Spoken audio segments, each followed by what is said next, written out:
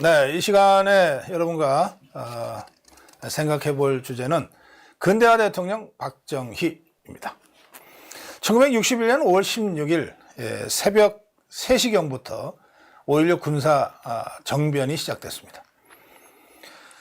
3시경에 행동이 시작됐고 1시간 반 후인 4시 반에 수도 서울을 장악했습니다. 이 한강대교, 한강다리를 넘어오는 과정에서 약간의 긴장은 있었지만 거의 무혈 입성했고 곧바로 서울 전체가 장악됐어요. 주요 기관시설들이 바로 장악됐고 방송국이 장악됐습니다. 그러면서 그 새벽에 군사혁명위원회 명의, 이 당시의 군사혁명위원회 의장은 육군참모총장 장도영이었습니다. 이 명의로 성명이 발표됩니다. 이 성명은 역사적인 문건이니까 제가 지금부터 전문을 읽어드리겠습니다. 친애하는 애국 동포 여러분, 은인자중하던 군부는 드디어 금조 미명을 기해서 일제히 행동을 개시하여 국가의 행정, 입법, 사법의 3권을 완전히 장악하고 이어 군사혁명위원회를 조직하였습니다. 군부가 걸게한 것은 부패하고 무능한 현 정권과 기성 정치인들에게 더 이상 국가와 민족의 운명을 맡겨둘 수 없다고 단정하고 백척간도에서 방황하는 조국의 위기를 극복하기 위한 것입니다. 이를 위해 첫째, 반공을 국시의 제1의로 삼고 지금까지 형식적이고 구호에만 그친 반공태세를 재정비 강화한다. 둘째, 유엔 헌장을 준수하고 국제협약을 충실히 이행할 것이며 미국을 위시한 자유우방과의 유대를 더욱 공고히 한다. 셋째, 이 나라 사회의 모든 부패와 구악을 일소하고 퇴폐한 국민 도의와 민족 정기를 바로잡기 위해 청신한 기풍을 진작시킨다. 넷째, 절망과 기아 선상에서 허덕이는 민생고를 시급히 해결하고 국가 자주경제 재건의 총력을 경주한다. 다섯째, 민족의 수건인 국토 통일을 위해 공산주의와 대결할 수 있는 실력 배양에 전력을 집중한다. 여섯째, 이와 같은 우리의 과업이 성취되면 참신하고도 양심적인 정치인들에게 언제든지 정권을 이양하고 우리들은 본연의 임무에 복귀할 준비를 갖춘다. 이게 혁명 공약입니다. 여기 혁명 공약을 발표한 군사혁명위원회는 곧바로 국가재건 최고회의로 개칭돼서 2년간 이제 군정을 실시합니다. 이 군정 초기에는 어디나 있듯이 강경파, 온건파 간에 또 주류와 비주류 사이에 권력 갈등이 심했습니다. 그래서 1년에 반혁명 사건이 잇따라 있었습니다. 이 반혁명 사건을 일으킨 비주류를 완전히 제거하고 박정희 중심의 주류 세력이 실권파로 정권 장악의 기반을 확고히 합니다.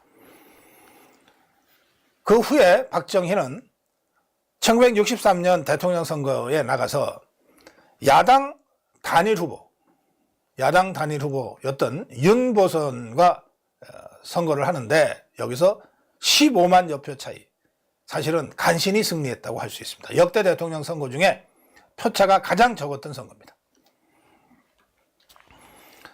이 선거에서 이겨서 1963년 대통령이 된 박정희는 대통령 취임사를 통해서 정치적 자주, 경제적 자립, 사회적 융화 안정을 표방했습니다. 우리가 근대화 대통령 박정희라고 자랑스러운 호칭을 붙여주는 것은 박정희 대통령 집권 18년 동안 단 한 번도 북한 김일성 집단과의 체제 경쟁을 망각하거나 늦추거나 소홀히 하지 않았습니다만 그와 별도로 근대화라고 하는 지금의 대한민국의 기반을 거의 완전히 새롭게 놓은 그 역사적 성취를 강조하기 위해서인 것입니다. 그러니까 박정희는 근대화 대통령 박정희로 지어도 되고 체제 경쟁의 승리자 박정희라고 불리워줘도 되는 겁니다. 이 근대화와 관련해서는 사실은 이승만 정권 때부터 경제개발 3개년 계획이 추진되고 있었습니다.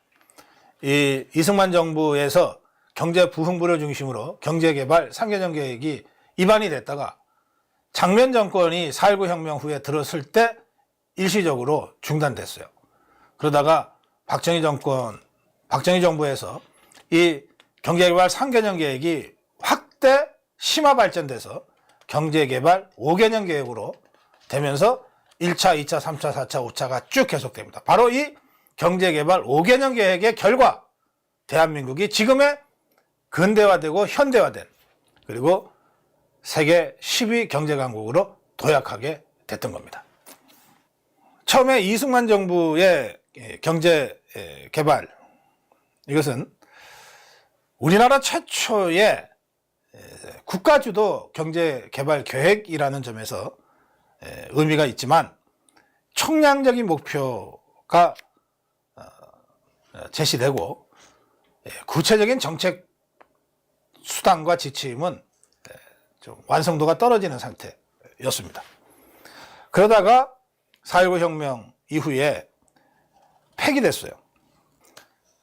그 후에 이제 박정희 정부가 들어서면서 본격적으로 국가주도 경제개발, 국가주도 근대화라고 하는 미증류의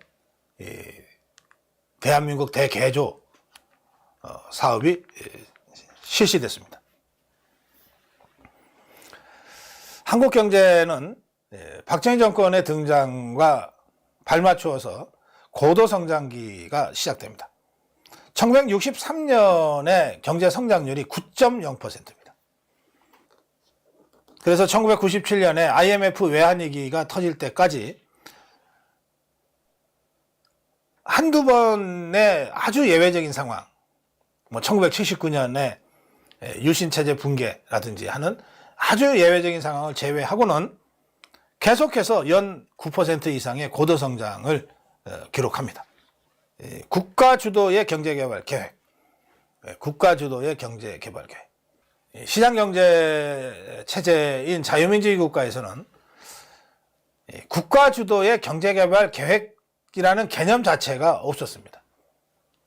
반면에 소련을 위시한 공산당 국가들에서는 국가 주도지만 경제개발 계획은 아니에요. 국가 주도의 배급제 경제. 그래서 국가가 주도하면서 시장을 활성화시켜서 경제를 발전시킨다고 하는 이 한국형 근대화 정책은 사실은 세계적으로 유례를 찾기 어렵습니다. 그래서 전 세계가 이 한국형 경제개발의 이 성공 사례를 주목하게 되는 겁니다. 박정희 정부는 1962년 제1차 경제개발 계획을 발표했습니다. 수출 진흥에 비중을 두고 종합제철소 건설, 대규모 인프라 건설 계획 등이 추진이 됐고 개발을 위해서는 외자 유치가 필요하다고 하는 것들이 적시됩니다. 제1차 경제개발 계획은 성공적으로 추진돼서 목표치가 5%였는데 7.8%의 경제 성장률을 기록합니다. 5%도 사실은 상당히 높은, 당시의 대한민국 경제로서는 높은 목표였는데 이거를 거의 50% 가까이 상향한 목표 달성이 이루어졌던 겁니다. 2차 계획은 산업구조의 근대화, 중화 산업의 건설이 강조됐고 포스코가 그때 건설이 추진됩니다.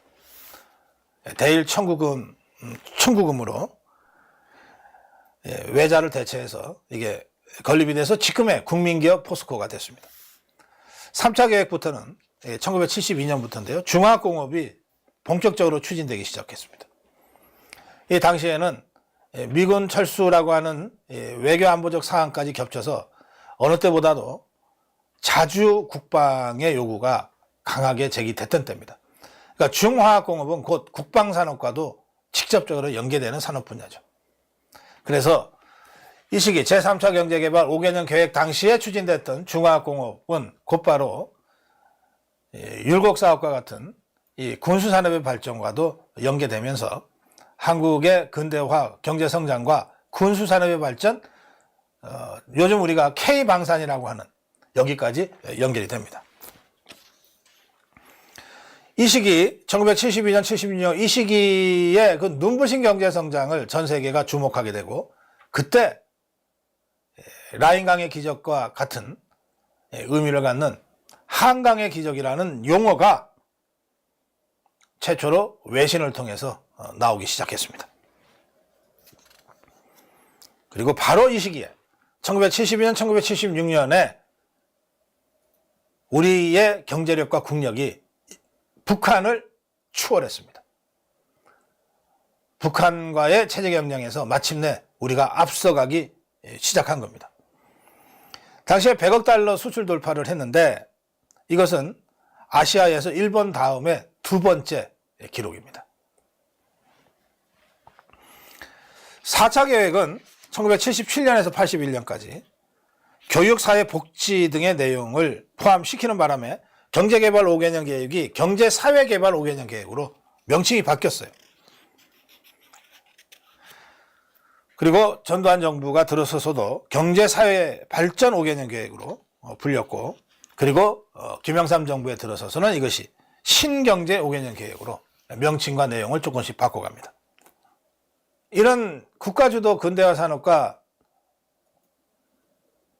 눈부신 경제성장을 하기 위해서는 대규모 투자가 꼭 필요했어요. 그런데 돈이 없는 대한민국에서 이 투자를 할 수 있는 돈을 어디서 만들까? 첫 번째로 박정희 대통령이 이 투자 문제를 해결하기 위해서 집중했던 것이 바로 한일국교 정상화입니다. 한일국교 정상화의 청구권 협정에 보면 대사급 외교관계를 지책 없이 교환한다. 한반도에 대한민국을 유일 합법정부로 확인한다. 이런 외교적인 언사가 쭉 나오고요. 그리고 나서 청구권 협정이 나오는데 여기 보면 일본이 3억 달러, 미국, 아메리카 합중국 달러, 3억 달러의 청구권을 무상으로 제공한다. 이렇게 되어 있습니다. 효력 발생부터 10년 동안. 그리고 2억 달러의 장기 저리 차관을 공유한다. 그것도 10년간에 걸쳐서.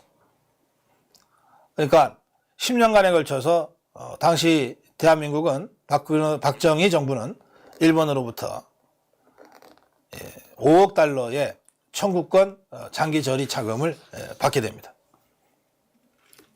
그러면서